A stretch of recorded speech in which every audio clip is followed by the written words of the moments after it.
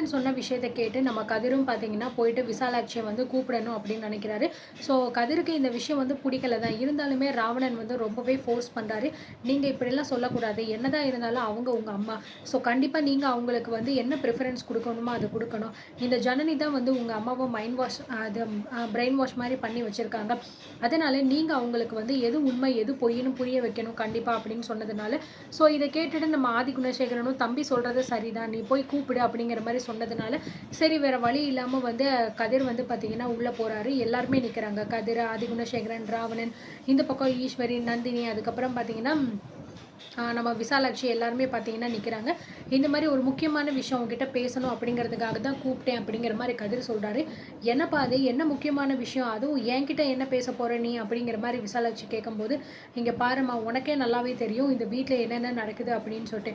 இப்போ பார்த்தீங்கன்னா நான் என்னோடய பிஸ்னஸை வந்து ஆரம்பிக்க போகிறேன். அதோட திறப்பு விழாவுக்கு நீ தான் வந்து முன்னாடி நின்று எல்லாமே வந்து பண்ணி வைக்கணும் அப்படிங்கிற மாதிரி நம்ம கதிர் கூப்பிட்றாரு. இதை கேட்டுட்டு விசாலாட்சி வந்து என்ன சொல்கிறேன், நான் வந்து பண்ணி வைக்கணுமா, எதுக்குப்பா இப்போ என்ன வந்து கூப்பிட்டுக்கிட்டு இருக்க அப்படின்னு சொல்லும்போது, என்னம்மா பேசிக்கிட்டு இருக்க, நீ தானம்மா இந்த குடும்பத்துக்கு எல்லாமே, எல்லா விஷயத்தையுமே இது வரைக்கும் நீ தானம்மா வந்து நடத்தி எல்லாமே கொடுத்து வச்சிருக்க. அப்படி இருக்கும்போது எதுக்காக அப்படின்னு கேள்வி கேட்டால் நாங்கள் என்ன பதில் சொல்ல முடியும் அப்படின்னு கதிர் சொல்லும்போது, இங்கே பாருப்பா நீ என்ன வேணாலும் வந்து பதில் சொல்லிக்கோ, ஆனால் நான் ஒரு விஷயத்த உங்ககிட்ட தெளிவாக சொல்லிக்கிறேன். இந்த ஃபங்க்ஷனுக்கு என்னால் வர முடியாது, என்னால் வந்து எதையுமே நடத்தி கொடுக்கவும் முடியாது அப்படின்னு விசாலாட்சி பார்த்தீங்கன்னா ரொம்பவே வந்து ஸ்ட்ராங்காக சொல்லிக்கிட்டு இருக்காங்க. ஸோ கதிருக்கு வந்து கோபம் பயங்கரமாக வருது. நான் உன் பிள்ளை தானே, ஏன் நான் கூப்பிட்டா கூட நீ வரமாட்டியா, அந்த அளவுக்கு இந்த நிற்கிறாளே இவளும் உன் பையனும் உன்னை வந்து அப்படியே வந்து பிரெயின் வாஷ் பண்ணி வச்சுருக்காங்களா, அவங்க சொல்கிறத தான் கேட்கணும் அப்படின்னு ஏதாவது சட்டமா அப்படின்னு சொல்லும்போது, இங்கே பாரு அவங்கள பற்றி பேசுகிறதுக்கு உனக்கு எந்த தகுதியும் கிடையாது.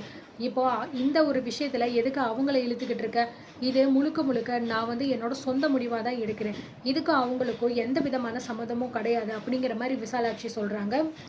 ஸோ இதை கேட்டோன்னே நம்ம ஆதி குணசேகரன் வந்து, இந்தா பாருமா நீ பேசுகிறது எதுவுமே வந்து சரி கிடையாது, ஆமாம் எதுக்காக நீ வந்து இவ்வளோ வீம்பு பிடிச்சிக்கிட்டு இருக்கேன்னு எனக்கு ஒன்றும் தெரியலை அப்படின்னு சொல்லும்போது, ஏன்பா நான் பெற்ற பிள்ளைங்க நீங்களே வந்து இவ்வளோ பிடிவாதம் பிடிச்சிட்டு இவ்வளோ திமிரா நீங்கள் இருக்கீங்கன்னா, உங்கள் எல்லாத்தையுமே ஒத்த ஆளாக நான் வந்து பெற்றவா, அப்போ எனக்கு எப்படி இருக்கும், நீங்கள் பண்ணுறது தான் நியாயம், நீங்கள் பண்ணுறது தான் சரி அப்படின்னு எல்லாமே நீங்கள் பண்ணிக்கிட்டு இருப்பீங்க. அது எதையுமே நான் வந்து கேள்வியும் கேட்கக்கூடாது, கண்டுக்கவும் கூடாது. ஆனால் நீங்கள் கூப்பிட்டா நான் உடனே வந்துடணும், எல்லாத்தையுமே நான் முன்னாடி நின்று உங்களுக்கு செஞ்சு கொடுத்துடணுமா, என்னப்பா நியாயம் இது அப்படின்னு சொல்கிறாங்க. ஸோ ராவணன் வந்து சொல்கிறாரு, அம்மா தயவு செஞ்சு வந்து சொல்கிறத கொஞ்சம் புரிஞ்சுக்கோங்க, உங்களோட பிள்ளைங்க தானே வந்து இதனால் நல்லா இருக்க போகிறாங்க, இதுக்கு ஏன் நீங்கள் வந்து முன்னாடி வந்து பண்ண மாட்டேன்னு சொல்கிறீங்க அப்படிங்கிற மாதிரி சொல்லும்போது, இங்கே பாருப்பா இது எங்கள் குடும்ப விஷயம், நீ எதுக்கு இதில் வந்து தலையிட்டுக்கிட்டு இருக்க, உன்னை யார் இதிலெல்லாம் பேச சொல்கிறது அப்படிங்கிற மாதிரி சொல்லும்போது ராவணனுக்கு கோபம் வந்துடுது. இங்கே பாருமா இப்போ தம்பி என்ன சொல்லிச்சுன்னு சொல்லிட்டு நீ அவரை பிடிச்சி இதெல்லாம் பேசிக்கிட்டு இருக்க, இதெல்லாம் ரொம்ப தப்பு, சரி கிடையாது. இங்கே பாரு இந்த கவாரு கதிரே, அவன் வரலைன்னா வராமையே இருக்கட்டும் விடு, எதுக்கு போயிட்டு தேவையில்லாமல் இப்படிலாம் கெஞ்சிக்கிட்டு இருக்க அப்படின்னு சொல்லும்போது, ஐயோ சார் விடுங்க சார், அவங்க என்ன தானே சார் பேசினாங்க, நானே ஒன்றும் நினச்சிக்கல, நீங்கள் எதுக்கு சார் இவ்வளோ கோவப்படுறீங்க, அதெல்லாம் ஒன்றுமே கிடையாது சார், நீங்கள் பேசாமல் இருங்க அப்படிங்கிற மாதிரி ராவணன் வந்து சொன்னோடனே ஆதி குணசேகரன் வந்து பார்த்தீங்கன்னா அமைதியாக இருந்துடுறாரு. ஸோ இந்த பக்கம் நம்ம கதிர் வந்து, இங்கே பாருங்கம்மா நான் சொல்கிறத கேளுங்க, எவ்வளவோ விஷயத்தில் நான் வந்து உங்ககிட்ட சண்டை போட்டிருக்கேன், என்னென்னமோ பண்ணியிருக்கேன், உன்னை திட்டியிருக்கேன், அதெல்லாம் வந்து இப்போ வந்து ஒரு விஷயம் கிடையாது.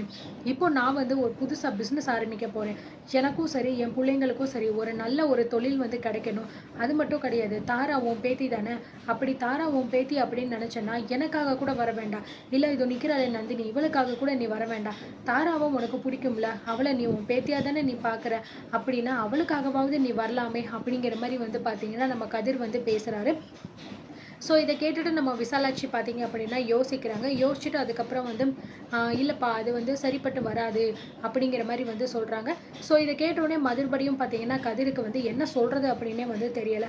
கரிகாலன் உடனே வந்து சொல்கிறாரு, மாமா அத்தை எதுக்காக வரமாட்டேன்னு சொல்லி சொல்கிறாங்கன்னு தெரியுமா, அவங்களுக்கு இப்போ வந்து புருஷன் கிடையாது, இப்படி இருக்கும்போது எப்படி வந்து ஒரு நிகழ்ச்சியை முன்னாடி நின்று நடத்தி வைக்கணும் அப்படின்னு அவங்க யோசிக்கிறாங்க போல இருக்கு அப்படின்னு சொல்லும்போது, இங்கே பாருடா ஒழுங்கு மரியாதையாக வாயை மூடிட்டு இல்லை, எதால் நான் அடிப்பேன்னு உனக்கு தெரியாது, ஏன் ஒரு பொண்ணுக்கு புருஷன் இல்ல, பூவும் பொட்டும் வைக்கலன்னா, எந்த விஷயத்தையும் செய்யக்கூடாதுன்னு அப்படின்னு சட்டம் ஏதாவது இருக்கா என்ன? இப்படித்தான்டா நானும் கொஞ்ச நாளா நெனச்சுக்கிட்டு இருந்தேன். ஆனா என்னைக்கு வந்து என் மாமியாரும் சரி, என் மருமகளுங்களும் சரி, இதெல்லாம் தப்புன்னு சொல்லிட்டு எனக்கு நல்லாவே புரிய வச்சுட்டாங்க. அதனால உன் வேலை என்னமோ அத மட்டும் பார்த்துட்டு நீ அமைதியா இரு அப்படிங்கிற மாரி சொல்றாங்க விசாலாட்சி. அம்மா தயவு செஞ்சு நான் சொல்றத கேளு. எதுக்கு இப்போ தேவையில்லாம இப்படியெல்லாம் நீ பிரச்சனை பண்ணிக்கிட்டு இருக்க? நாங்க தான் உன்னை வந்து கூப்பிட்றோம்ல, இவ்வளோ தூரம் சொல்லியும் கூட நீ ஏன் இவ்வளோ பிடிவாதமா இருக்க? அப்படின்னு சொல்லும்போது, ஜனனி வந்து சொல்றாங்க, "அத்தை எதுக்காக நீங்க இவ்வளோ பிடிவாதமா இருக்கீங்க? அவங்க தான் கூப்பிடுறாங்கல்ல, ஒரு நல்ல விஷயம் தானே ஆரம்பிக்க போறாங்க. நீங்க போய் முன்னாடி நின்னு நடத்திட்டு வந்தா அவங்களுக்கு சந்தோஷமா இருக்கும்னு நினைக்கிறாங்க. நீங்க ஏன் அத்தை அத பண்ணக்கூடாது?" அப்படின்னு சொல்லும்போது, கதிர் வந்து சொல்றாரு, "இங்க பாரு, உன்கிட்ட யாருமே இப்போ சிபாரிசுலாம் வந்து கேட்கல. அப்படி நீ சிபாரிசு பண்ணி தான் இவங்க வரணும் அப்படிங்கிற அவசியமும் வந்து கிடையாது. உன் வேலை என்னமோ அத மட்டும் பார்த்துட்டு நீ வாய மூடிட்டு இரு. ஏதாவது மீறி பேசுனா அப்புறம் நான் என்ன பண்ணுவேன்னு எனக்கு தெரியாது அப்படின்னு சொல்லும்போது உடனே விசாலாட்சி வந்து, டேய் இப்போ எதுக்காக நீ அவகிட்ட போயிட்டு மல்லு கட்டுற? அவ என்ன ஏதாவது தப்பாவா பேசுறா? உங்களுக்காக தானடா அவ வந்து பேசிக்கிட்டு இருக்கா. இப்படிப்பட்ட ஒரு கேவலமான குணம் உன்கிட்ட மட்டும்தான்டா இருக்கு. இதுக்காக தான் உன்னோட ஃபங்க்ஷனுக்கெல்லாம் நான் வரமாட்டேன் அப்படின்னு சொல்றேன். இப்பயாவது உன் மரமண்டைக்கு கொஞ்சமாவது புரியுதா இல்லையா அப்படிங்கிற மாதிரி வந்து சொல்லிட்டு, இந்த ஃபங்க்ஷனுக்கு என்ன ஆனாலும் சரி, யார் என்ன சொன்னாலும் சரி, என்னால் வர முடியாது. நீங்களே எல்லாத்தையும் எடுத்து நடத்தி நல்லபடியாக பண்ணணும்னா பண்ணிக்கோங்க. இல்லைன்னா உங்கள் இஷ்டம் அவ்வளோதான். நீ வா அப்படின்னு சொல்லிட்டு ஜனனியை கையை பிடிச்சி பார்த்தீங்கன்னா உள்ளே கூட்டிகிட்டு போயிடுறாங்க. ஸோ நம்ம கதிர் பார்த்தீங்கன்னா, பார்த்தீங்களா சார், நான் எவ்வளோ தூரம் வந்து கூப்பிடுறேன். எனக்காக இல்லைனாலும் என் பேத்திக்காக வா, உன் பேத்திக்காகவாவது வா அப்படின்னு நான் சொல்கிறேன். அப்போ கூட காதில் வாங்காமல் எனக்கு இதெல்லாம் வேண்டாம் அப்படின்னு எவ்வளோ பிடிவாதமாக போய்கிட்டு இருக்க பார்த்தியா. இதுக்காக தான் நான் சொன்னேன் இவங்க எல்லாரும் கூப்பிடக்கூடாது அப்படின்னு சொல்லிட்டு. கூப்பிட்டு இப்படி வந்து நம்மளே அசிங்கப்படுத்தி விட்டு போகிறா பார்த்தியா.